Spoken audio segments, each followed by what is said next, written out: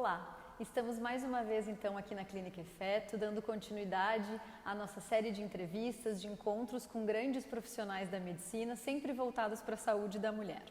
Hoje a gente tem o grande prazer de contar com a presença do Dr. Ricardo Boff, mastologista, e o Dr. Lourenço De Carli, radiologista especialista em imagem de mama. E é com eles que a gente vai começar a nossa participação no Outubro Rosa, uma campanha internacional de conscientização de controle do câncer de mama. Tenho certeza que vai ser uma conversa muito proveitosa. Sejam muito bem-vindos e obrigada pela presença.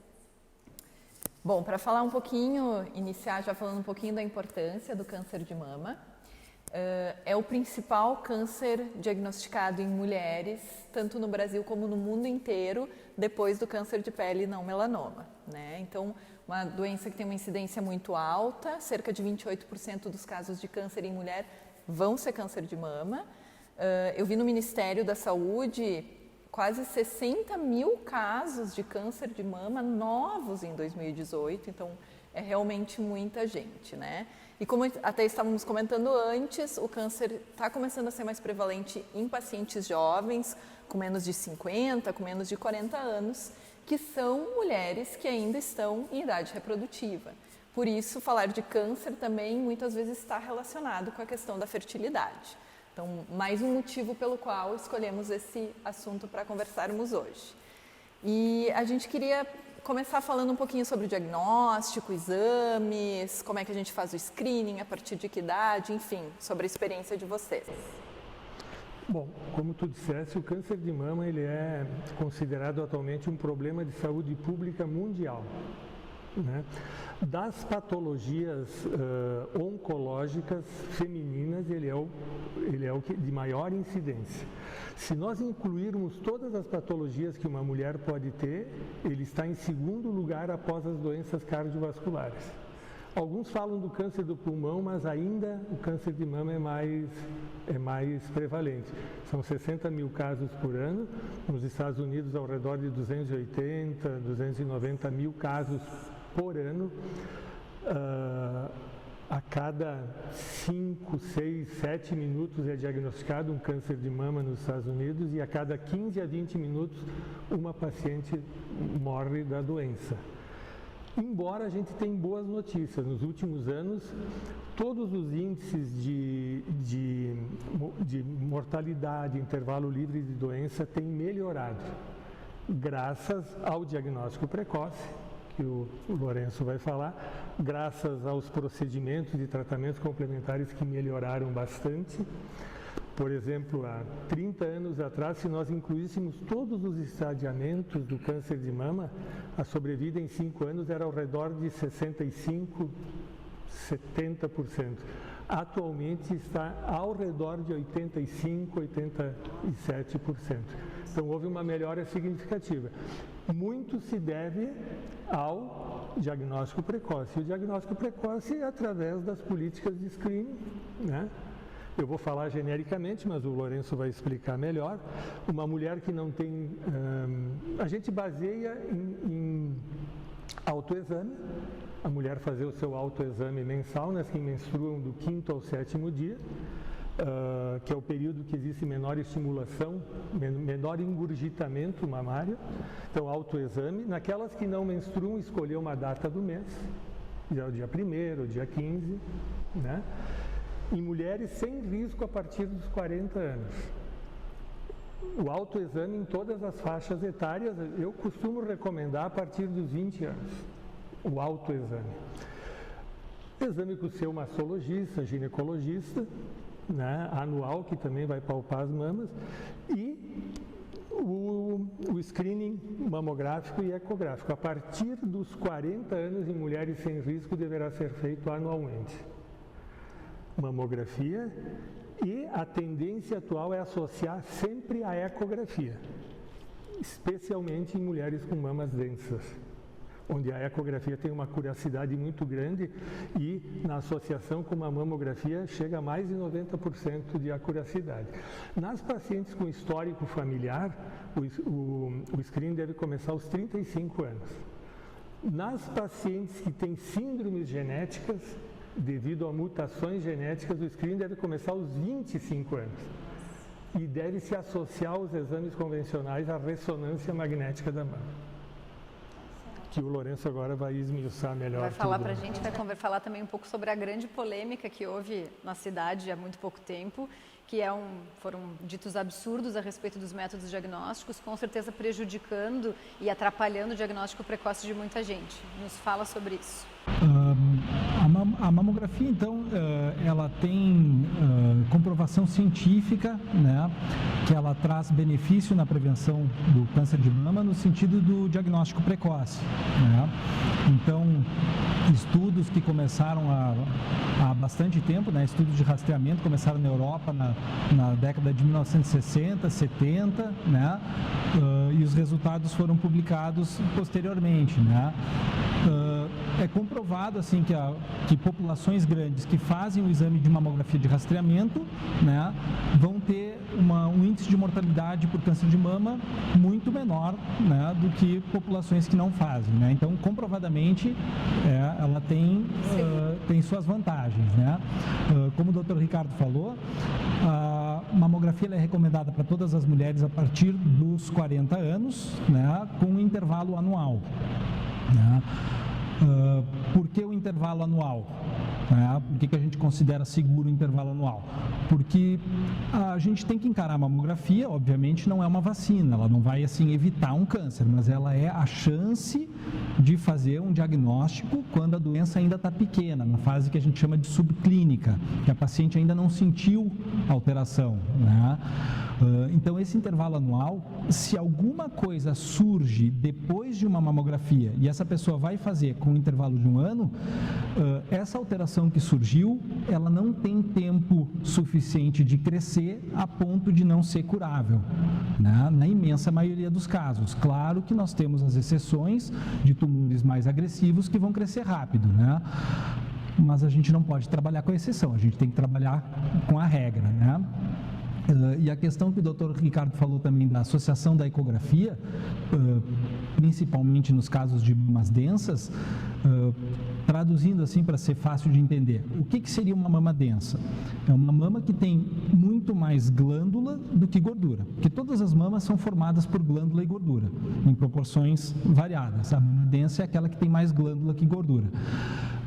Essa mama densa, ela torna a mamografia mais difícil de ser analisada, tá? Justamente pelo excesso de glândula, porque na aparência de um nódulo, ele vai ter uma similaridade com a glândula. Então, se tem muita glândula, tem muito lugar para o nódulo se esconder na mamografia. Aí que entra a importância da ecografia, tá? A ecografia ajuda a mamografia nesses casos.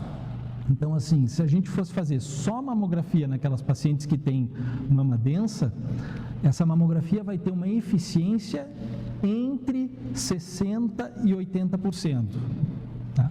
Se a gente fizer a associação da ecografia nesses casos, a eficiência passa de 90%, chega em torno de 95% de eficiência para o diagnóstico. Então, é gritante o benefício que a ecografia traz nesses casos. Em mãos experientes. Sim. O objetivo da mamografia e da ecografia é diagnosticar tumores infracentimétricos, abaixo de 1 centímetro e até preferencialmente em fase de calcificações. Porque muitos tumores em fase de calcificações são o câncer in situ, que não se transformou ainda no invasor.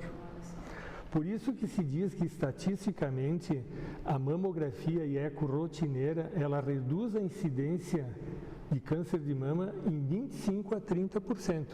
Por conta do quê? Por ela diagnosticar uma lesão in situ que não vai se transformar em invasora. Então, todos esses grandes estudos, os trials internacionais, demonstram isso. Tu tens que falar também se a mamografia é prejudicial, que foi o que a Fran perguntou, né? Sim. Com relação até a tireoide, que já teve um boato também. Teve um boato. Só antes disso, eu quero entrar num gancho importante aqui, que foi comentado pelo Dr. Ricardo. Muitas vezes as pacientes nos perguntam, então, com essa explicação da importância da ecografia, não dá para fazer só a ecografia, então? Né? Preciso fazer a mamografia? Porque as pacientes se queixam de fazer a mamografia, né? Sim, não é o exame mais confortável do mundo, tudo bem, né? Mas que o Dr. Ricardo citou das microcalcificações, que é uma fase antes de formar um nódulo, a ecografia não consegue ver isso, né? Só a mamografia. Então aí entra a importância da mamografia também, né? Porque é a chance de pegar o tumor ou a doença na fase mais inicial de todas. Então que aumenta o índice de chance de cura, né, para perto de 100%. Né? E quanto ao tamanho também, as evidências mundiais publicadas, né, dizem que se o diagnóstico de um tumor é feito com até 1 centímetro, a chance de cura total dessa pessoa fica em torno de 93% a 95%. É uma chance altíssima, né? Então, realmente, para diagnóstico de tumor de 1 centímetro, só fazendo os exames de rotina mesmo. Né? E o carcinoma in situ com calcificações, a chance de cura gira entre 98% e 100%. A grande maioria cura. Graças ao exame. Nossa, é muito importante. E quanto à questão do perigo da mamografia, aí foram levantados 2 pontos diferentes sobre, né, sobre o perigo, né, que andaram comentando. Né? Perigo de compressão da mama, né, porque diz que o trauma pode causar o desenvolvimento de doença. Isso é absurdo, né? Isso não faz o mínimo sentido. Né? A compressão da mamografia, né, durante o exame, ela é por um tempo curto, né, e a gente classifica ela no limite entre o desconforto e o início da dor. Então não é uma tortura, tá? Essa compressão é necessária porque comprimindo a mama a gente consegue diminuir um pouco a espessura da mama e deixar ela fixa. Então a pessoa não se mexe, então o exame fica com uma resolução muito boa e diminuindo a espessura da mama na compressão também diminui a dose de radiação para esse exame, tá? E a outra questão é justamente a quantidade de dose de radiação. Tá? A dose, ela é mínima, né? Ela não é considerada prejudicial à saúde. Tá? O limite de radiação que vai prejudicar a saúde está milhares de vezes acima da microdose que é usada na mamografia. Tá? Então, assim, o benefício que a mamografia traz, né, nessa chance de diagnóstico precoce, ela é infinitamente maior do que o mínimo risco da questão da radiação. Outro ponto, né, importante, que surgiram boatos, né, que a mamografia, a realização de mamografia induz ao câncer de tireoide. E isso é outro absurdo, né, porque se a dose de radiação na mama, que realmente o exame é direcionado para a mama, já é mínima, na tireoide, que é a radiação espalhada, que a gente chama, ela é realmente insignificante, tá? Cálculos de radiação, né, que podem ser feitos, né, da quantidade de radiação, dizem que a quantidade de radiação que vai para a tireoide num exame de mamografia, ela é equivalente à quantidade de radiação que a gente recebe só por estar vivo durante 3 dias. Então, assim, fazendo uma mamografia por ano, é como se o ano de radiação tivesse 368 e não 365 dias. Então, realmente, insignificante, boato total. Boato total, tá? Façam mamografia, né? façam todos os exames. Só para reforçar um pouco, então, a questão do autoexame, que eu acho que é bem importante, as pacientes perguntam muito, né, enfim, principalmente nesse mês de prevenção. É a partir dos 20 anos? Olha, eu recomendo para as pacientes, de uma maneira geral, que comece a fazer a partir entre 20 e 25 anos um autoexame mensal, entre o quinto e o 7º dia do ciclo, que é aquele período que existe uma menor estimulação e a mama está menos túrgida, menos densa. E eu brinco, porque tem paciente que quer se examinar todo dia. E eu digo assim, autoexame uma vez por mês é cuidado, todo dia é estresse. Então, fazer uma vez por mês, para quem, né? E quem não menstrua, escolher uma data do mês. É importante o autoexame, já existiram assim comentários e ainda se diz, mas o autoexame não aumenta a chance de cura. Isso pode até ser verdade, porque quando a própria paciente diagnostica a lesão, ela tem sempre ao redor de 1,5 cm ou mais. Nós, os mastologistas, conseguimos detectar lesões dependendo da espessura da mama, de 8 milímetros, de 9, de 1 centímetro. E uma lesão de 1,5 centímetro, ela pode ter um comportamento biológico agressivo e perder um pouco a chance de cura, mas de qualquer forma, ninguém desaconselha o autoexame. Por quê? Por 2 motivos. Primeiro, através da repetição, a paciente passa a conhecer.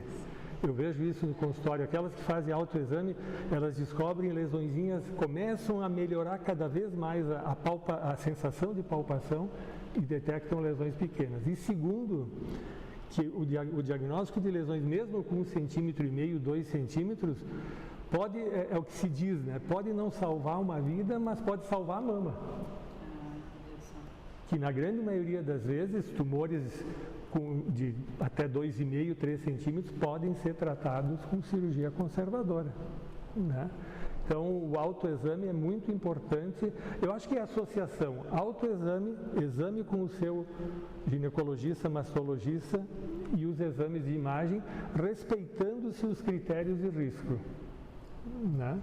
Falamos um pouquinho, você chegou a comentar alguma coisinha sobre a parte genética. Fatores de risco, quando que as pacientes têm que abrir um pouco mais o olho? O que vocês veem de fatores de risco para câncer de mama? E destacar o seguinte, tem 85% dos tumores de mama, do câncer de mama, não tem nenhum fator de risco relacionado. Então, significa assim, tem pacientes que dizem, mas eu não tenho fator de risco nenhum, eu não preciso cuidar. Não, o cuidado tem que ser para todas as mulheres e mais ainda para quem tem algum fator de risco, principalmente o genético. Os fatores de risco a gente divide basicamente em 2 grupos, os não modificáveis e os modificáveis. O que são os não modificáveis? O sexo, o maior fator de risco para ter câncer de mama é ser mulher. 99% dos tumores são em mulheres, 1% nos homens. A idade, que nós comentamos um pouquinho, a maior parte dos tumores são acima dos 50 anos, observa-se uma tendência mundial ao aumento da incidência abaixo dos 50. Tem relatos já mostrando que 20 a 25% dos tumores ocorrem abaixo dos 40 anos, que aí coincide com a área de vocês, que é o período reprodutivo da mulher, né?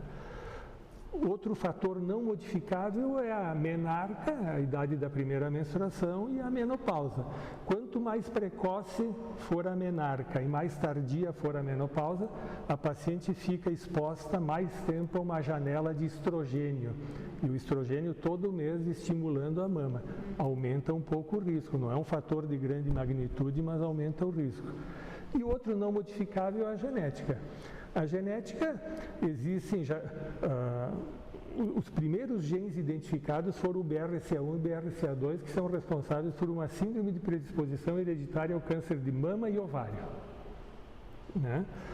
E aí se observa numa mesma família vários casos, dependendo se é o BRCA1 ou BRCA2, vários casos ou só de câncer de mama, ou câncer de mama e ovário, ou câncer de mama, intestino e ovário.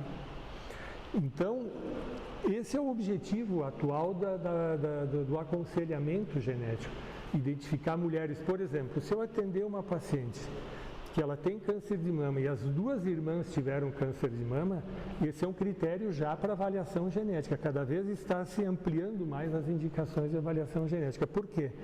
Se a gente identificar o gene mutado, a gente tem como, aí sim, fazer uma prevenção primária do câncer de mama, ou seja, uma mastectomia redutora de risco, que atualmente melhorou muito, que ela preserva a pele, a areola mamilo, tira apenas o conteúdo mamário e é seguida de reconstrução imediata com utilização de implante de silicone. Resultado, reduz a chance para câncer de mama em 95%, 94%. Isso dentro do fator genético. Atualmente são identificados, quando tu solicitas uma avaliação genética, muito mais genes, porque existem vários genes sendo identificados. Né? Então esses são os não modificáveis, que não podem ser modificados porque são inerentes à pessoa. Quais são os modificáveis? Obesidade. Pacientes obesas têm nível estrogênico maior, então tem um pouco mais a chance de câncer de mama. Paciente obesa que teve câncer de mama tem chance maior de recidiva, porque tem maior produção de estrogênio na gordura. Então, o ideal, o recomendável é manter um índice de massa corporal adequado para a altura. Né? Atividade física é um fator comprovado na redução da incidência de câncer de mama. Reduz entre 10, 15 até 20%. Por quê? Porque a atividade física reduz o nível de estrogênio da mulher. Né? Então, por quê? Porque reduz a gordura, reduz a transformação de hormônios na gordura em estrogênio do tipo estrona, né?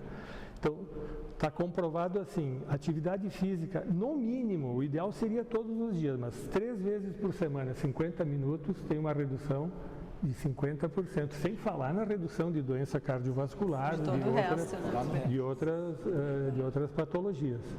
Né? Outro fator que existe, um fator de risco bem comprovado, é o uso do álcool.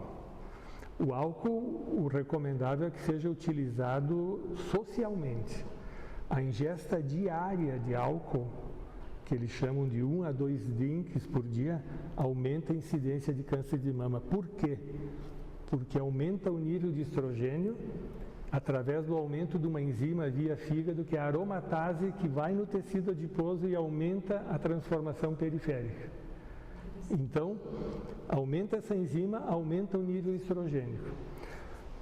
Antigamente se dizia, não, pode tomar um pouquinho todo dia. Hoje em dia, tem trabalhos, estudos mostrando que qualquer dose tem risco. Mas é claro que a gente pode recomendar que o uso seja social, no final de semana, não diário. Né? Só para não perder o gancho, nas pacientes que têm essa parte genética, é aí que entra a ressonância como método diagnóstico mais interessante? Sim, porque todas essas questões do risco, existem modelos de cálculo de risco, né, que conseguem assim identificar a chance que essa pessoa tem, né, de ter o câncer. Então, assim, nesses modelos, se a pessoa tem acima de 20 a 25% de chance de ter câncer de mama durante a vida, esses próprios modelos conseguem calcular isso, entra a prevenção com a ressonância magnética, uma indicação formal de ressonância magnética anual. Muitas vezes nos questionam, e existe algum exame melhor para detectar, ouvir falar da ressonância, assim, pacientes que não têm esse alto risco, né, pacientes de risco intermediário ou de baixo risco, eu gostaria de fazer um exame diferente, uma ressonância e tal. Se a ressonância não tem a indicação precisa para ser feita, ou prevenção de alto risco, ou algumas outras indicações para avaliação de, vamos dizer assim, de alterações específicas, ela pode trazer mais problemas do que soluções. Então, tem que realmente respeitar a indicação da ressonância, né? Não é só um exame melhor que vai resolver tudo. Não é resolver tudo. Um parênteses importante dentro disso, o papel da ressonância no cenário do screening é só em pacientes que tenham alterações genéticas importantes. Não utilizar a ressonância magnética em todas as pacientes. Quando o Lourenço diz que vai trazer mais problemas, vai trazer pelo seguinte: a ressonância, ela produz muito falso negativo e falso positivo. Né? Ela mostra alterações que tu vai ver e não são alterações. Muito mais falso positivo. Muito mais falso positivo. Né? Então, e para encerrar os fatores de risco, tem um assunto que é extremamente discutível, polêmico e toda hora muda, que é a dieta. Né?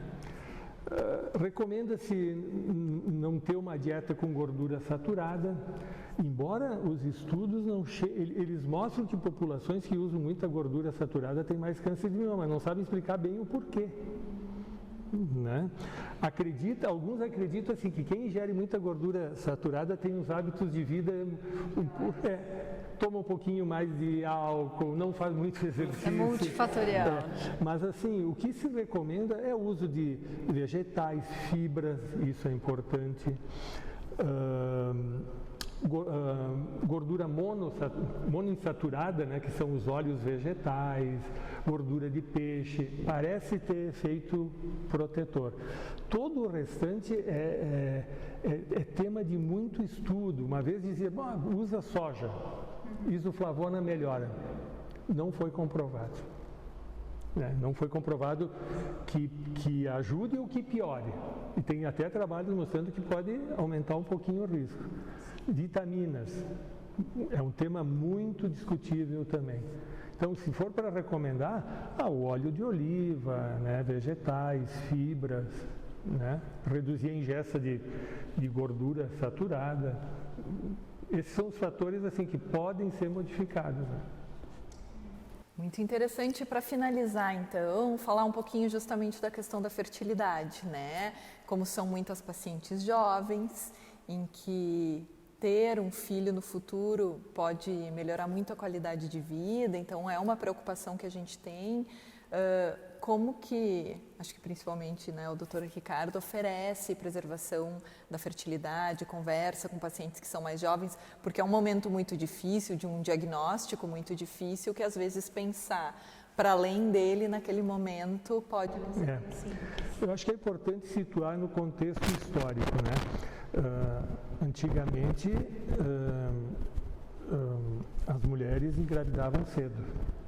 Elas engravidavam num período em que não existia, numa faixa de idade em que o câncer de mama era raro ou pouco prevalente. Com a modernização, as mulheres, em virtude da realização profissional, dos seus afazeres, da formação, elas têm menos filhos e engravidam mais tarde. Ao engravidar mais tarde, após os 30 anos, elas já entram atualmente numa fase em que o câncer de mama começa a ser mais prevalente.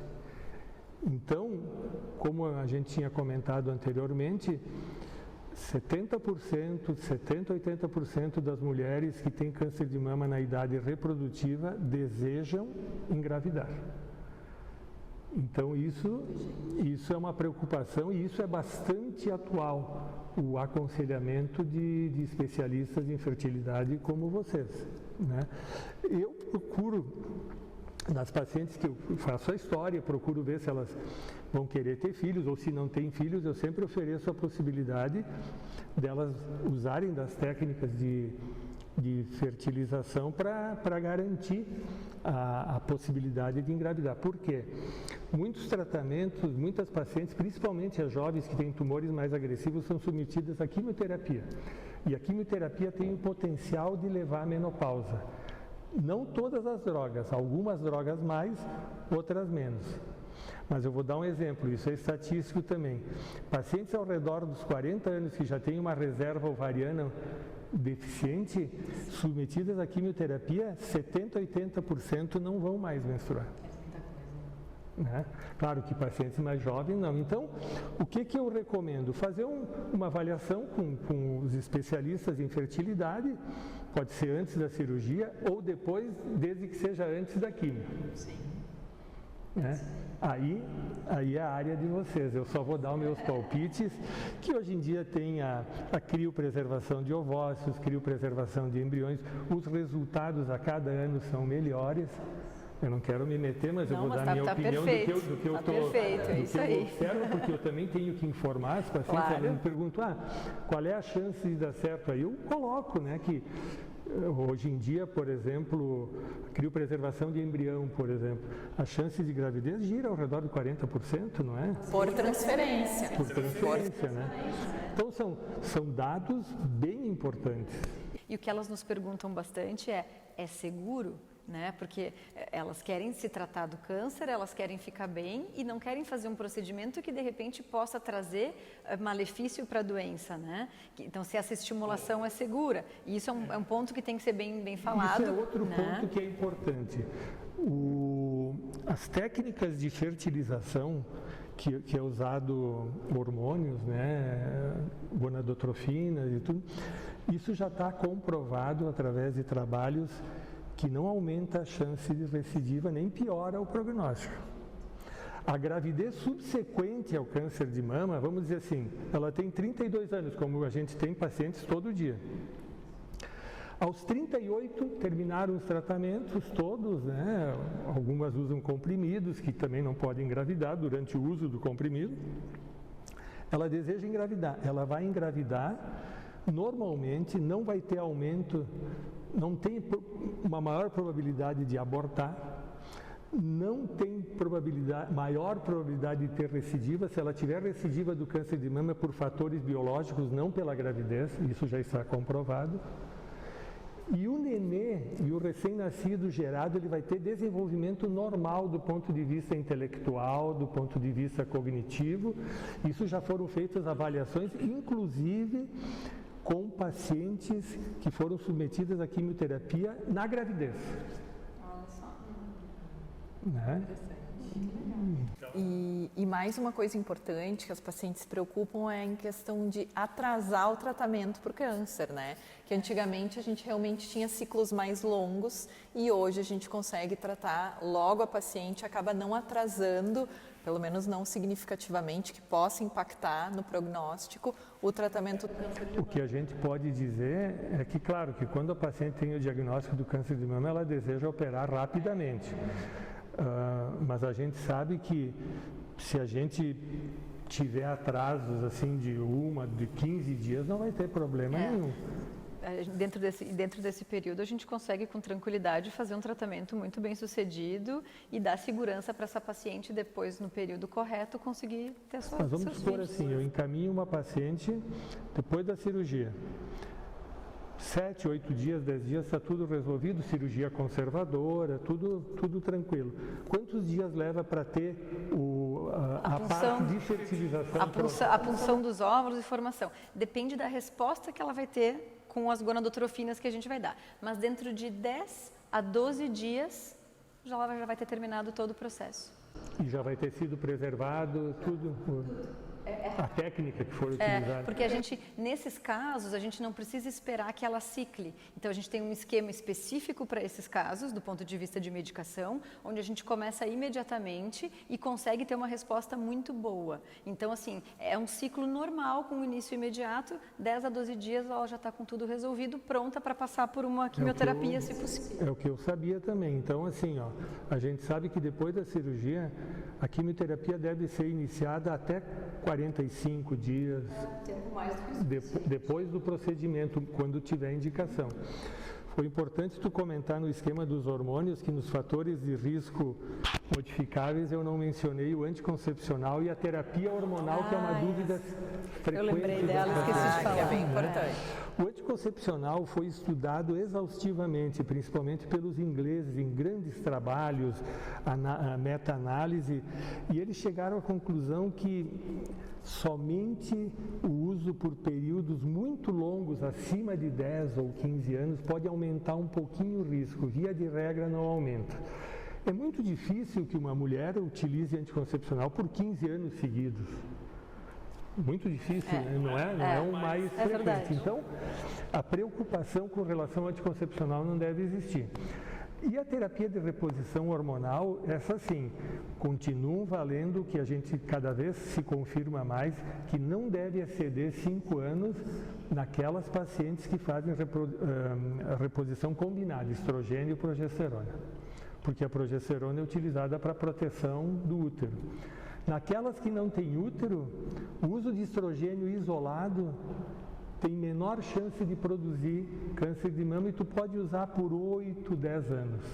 Tem trabalhos recentes publicados bem interessantes sobre isso. Então, o estrogênio pode ser utilizado mais tempo e a reposição combinada por 5 anos. É claro que a paciente me diz assim, mas aumenta muito o risco. Não, o risco é pequeno, mas ele vai aumentando. A gente pode continuar usando desde que se faça mamografia, ecografia anual, exame anual. Aumenta um pouquinho o risco, mas isso tem que ser informado.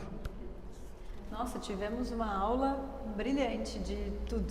Muitíssimo obrigada. Agradecemos a presença de vocês e até a próxima.